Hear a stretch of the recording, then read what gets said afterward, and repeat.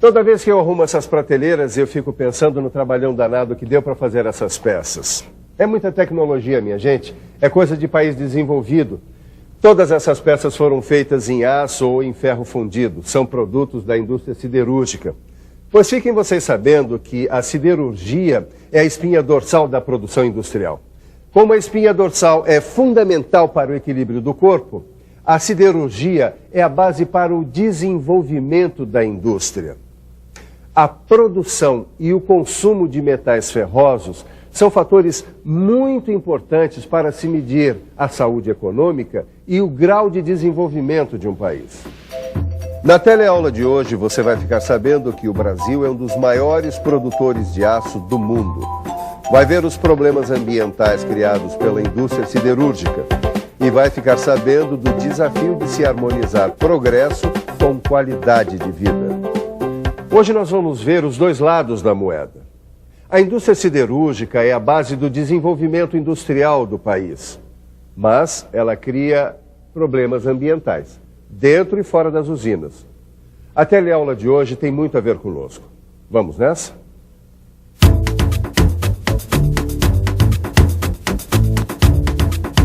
A Companhia Siderúrgica Nacional foi fundada em 1941. Mas só em 1946 começou a funcionar o primeiro alto-forno que usava coque siderúrgico. A partir da CSN, a Siderurgia Nacional deslanchou. Atualmente, são 36 usinas que formam nosso parque siderúrgico. Algumas fazem apenas a fase de redução, ou seja, só produzem ferro-gusa. São chamadas de usinas não integradas. As usinas que não têm alto-forno e fabricam laminados feitos de aços produzidos com sucatas são classificados como usinas semi-integradas. E as usinas que operam com todas as fases de produção são chamadas de usinas integradas. Nós estamos na Cosipa, uma das usinas integradas do país. Por isso vamos relembrar agora todas as fases do processo da produção do aço. Sinterização. Coqueria, alto forno, aciaria,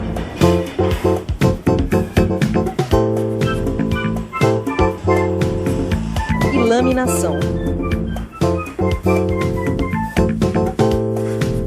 Essa revista aqui informa que em 1992 o Brasil produziu 24 milhões de toneladas de aço, ficando entre os 7 maiores produtores do mundo.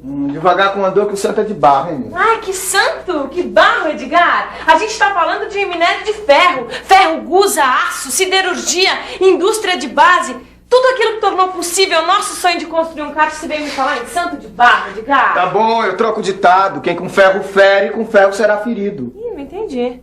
Eu tô tentando brecar um pouco o teu entusiasmo, Nilza. É porque esses processos de produção têm parceiros desagradáveis, que são os impactos ambientais. É desagradável, mas a gente tem que falar sobre isso, sobre poluição.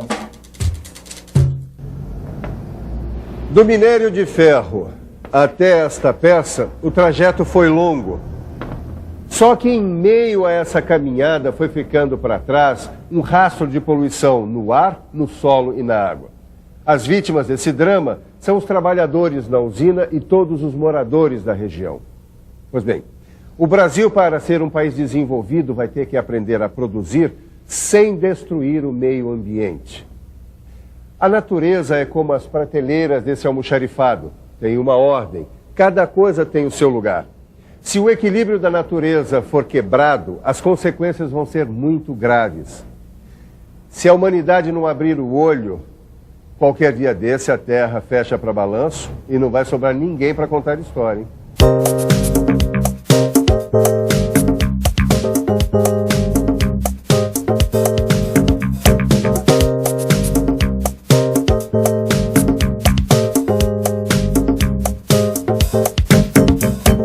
Isso não é mais impacto ambiental, né? Isso é uma trombada com o meio ambiente. Olha, sem querer jogar água na fervura da siderurgia, mas o Brasil não pode conquistar desenvolvimento perdendo qualidade de vida. Calma, minha pretinha, calma. Nem tudo está perdido. Tem gente séria se preocupando com os riscos ambientais que ameaçam os trabalhadores das usinas e a poluição ambiental que as usinas provocam. Os riscos ambientais começam na extração e no transporte do minério de ferro, mas a situação se agrava aqui na siderúrgica. Em todas as fases do processo se encontram poluentes do solo, do ar e da água.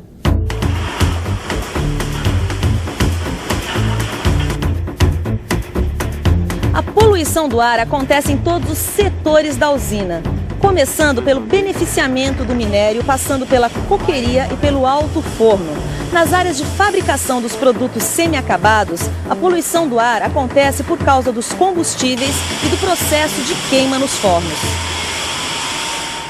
Humberto, analista ambiental da Cosipa, vai explicar agora para a gente quais foram as providências adotadas pela Cosipa para diminuir a presença de material particulado e de gases oxidantes na atmosfera.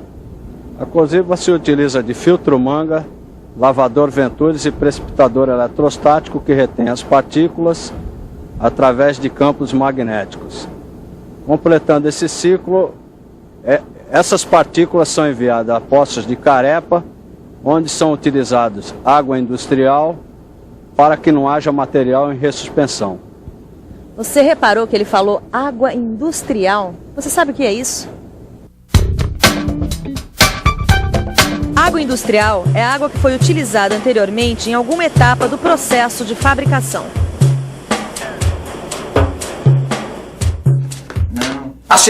Achei aqui, ó. Olha só, esse número sobre a poluição da água no processo de fabricação do aço. São necessários 250 metros cúbicos de água para produzir 1 tonelada de aço. Nossa, e para onde vai essa água toda? No fim do processo de fabricação tem muita gente interessada no aço. Mas o que fazer com a água utilizada no processo industrial?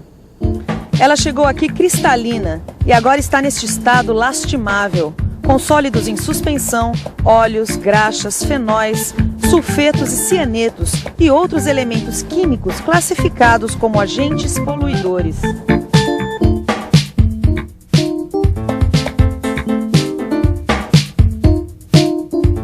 E o que acontece com essa água? Essa água está sendo tratada para ser reaproveitada no processo de produção. E a cada tipo de agente poluidor tem um tratamento específico, como a decantação e a flotação. Quantas toneladas de aço será que tem nesse almoxarifado? Aliás, você sabia que para produzir 1 tonelada de aço são gerados de 500 a 700 quilos de resíduos? Resíduos esses que antigamente eram jogados fora sem a menor preocupação com a contaminação do solo. Hoje descobriu-se o valor comercial deles. Então, os resíduos são reciclados ou vendidos. E quando eles não têm valor comercial, eles são tratados para ficarem em contato com o solo sem prejudicar o meio ambiente. Esse procedimento está na lei. Os cuidados no tratamento dos resíduos industriais devem estar de acordo com a legislação de cada estado brasileiro. A responsabilidade pela execução destas leis é de órgãos estaduais como a CETESB, em São Paulo, e a FEEMA, no Rio de Janeiro. É bom saber que, do mesmo jeito que eu sou responsável por todas aquelas peças e ferramentas em aço, tem gente tomando conta dos poluentes e dos resíduos resultantes do setor siderúrgico. Mas e o trabalhador? Como é que ele fica? Já deu para perceber como a siderurgia pode prejudicar o meio ambiente e também como a gente pode evitar essa agressão ao máximo com investimentos e tecnologia. Chegou a hora da gente conversar sobre as condições de trabalho nas usinas. É muito difícil enfrentar altas temperaturas, ruídos, gases e poeiras tóxicas. Vamos conhecer agora os homens do aço.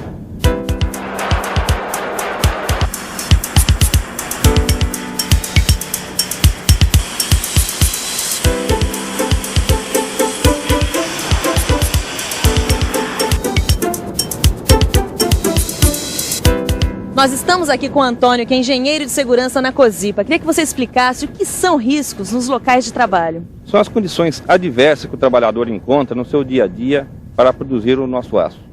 E como estão na Cosipa as condições de trabalho? Olha, a Cosipa tem investido bastante em treinamento do seu pessoal está adquirindo novos EPIs e também está investindo no controle da poluição, que é um agravante da saúde do trabalhador. Queria que você falasse agora sobre os ruídos, que são uma constante nas indústrias siderúrgicas. Sim, a indústria siderúrgica existe muito ruído. Ele começa no porto e no pátio de matérias-primas.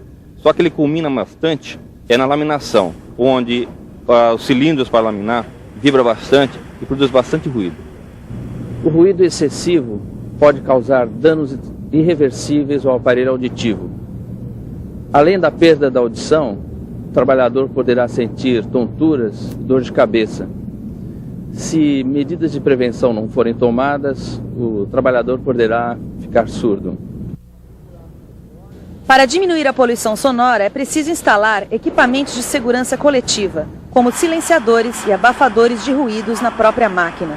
Se ainda for necessário, colocar a máquina em cabines com isolamento acústico, para diminuir o nível de ruído no ambiente. E quando essas soluções de segurança coletiva não resolverem totalmente o problema, os trabalhadores devem usar os equipamentos de proteção individual, que neste caso são os protetores de ouvido. Outro problema que os trabalhadores enfrentam aqui é o manuseio do metal líquido em alta temperatura. Vamos conversar agora com o Gilson, que trabalha aqui no alto forno. Oi, qual que é a sua função aqui? Eu tiro a amostra do ferro gusa, né? E fico observando a operação do forno, né? E para enfrentar todo esse calor, os trabalhadores precisam se vestir conforme manda o figurino, ou melhor, conforme as normas de segurança. Olha só quantas coisas são importantes. O capacete, o capuz de lona, óculos de segurança, protetor auricular, blusão, luva, calça de lona e bota. O operador de aciaria usa os mesmos equipamentos de proteção individual que o operador do alto forno. E para evitar o risco da desidratação, os trabalhadores desses setores tomam comprimidos de sais minerais para compensar as perdas provocadas pelo calor. E eles ainda têm direito a períodos de descanso durante a jornada de trabalho em locais com temperatura agradável, que ninguém é de ferro. Você viu que não basta apenas produzir toneladas e toneladas de aço para ser um país desenvolvido. Tem que produzir, mas tem que preservar o meio ambiente. E os trabalhadores não podem se descuidar com as normas de segurança para prevenir os acidentes de trabalho e as doenças profissionais como leucopenia e silicose. A gente ainda tem muito para aprender sobre saúde e segurança no trabalho. Mas agora, a gente fica com a revisão da nossa teleaula de hoje. Isso aí. Pioram a qualidade de vida de quem trabalha